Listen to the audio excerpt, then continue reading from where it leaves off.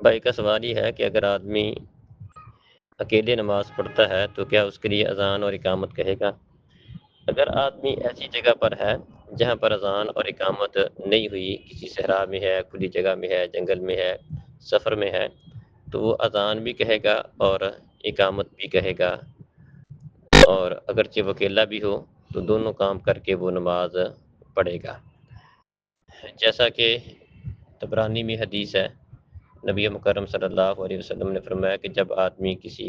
بے آباد ویران جگہ میں ہو، نماز کا وقت ہو جائے تو وضو کرے، اور اگر پانی نہیں ملتا تو تیمم کر لے۔ تو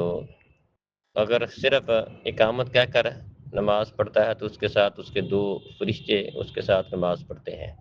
اور اگر وہ اذان بھی کہتا ہے اور اقامت بھی کہتا ہے تو اللہ تعالیٰ کے لشکروں میں سے اتنے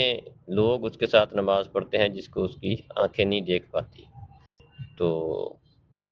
اس سے سمجھ آئی کہ اس کو اذان بھی کہنی چاہیے اور اقامت بھی کہنی چاہیے۔ ہاں، اگر کسی ایسی مسجد میں جاتا ہے جہاں پر اذان اور اقامت ہو چکی ہے اور لوگوں نے اذان کہہ کر اقامت کہہ کر وہاں پر نماز پڑھی ہے، تو وہاں پر یہ چیز ضروری نہیں ہے۔ اگر وہ اکیلا نماز پڑھ لیتا ہے بغیر اذان کے اور بغیر اقامت کے، یہ بھی درست ہے۔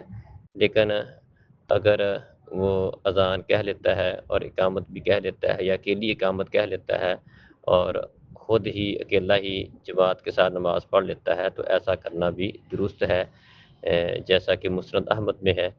انس رضی اللہ عنہ سے مروی ہے کہ وہ ایک ایسی مسجد میں پہنچے جہاں پر اذان اور اقامت کے ساتھ لوگوں نے نماز پڑھ لی تھی، تو انہوں نے حکم دیا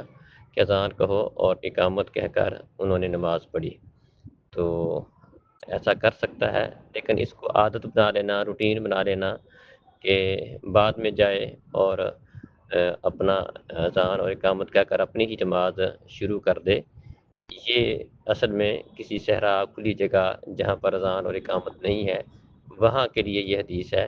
تو عام روٹین میں تو جو اذان ہوتی ہے وہ سب مسلمانوں کو جمع کرنے کے لیے ہے، تو اسی اذان کے ساتھ جمع ہو کر جماعت کے ساتھ نماز پڑھنا فرض ہے، لازم ہے۔ ہاں، اگر کسی موقع پر رہ جاتا ہے، نماز اس کی رہ جاتی ہے اور وہ جماعت کی فضیلت حاصل کرنا چاہتا ہے، تو وہ اقامت کہہ کر مسجد میں جا کر اپنے طور پر نماز پڑھ لے، تو اس میں بھی انشاءاللہ حرج والی بات نہیں ہے۔ اللہ علیہ السلام علیکم۔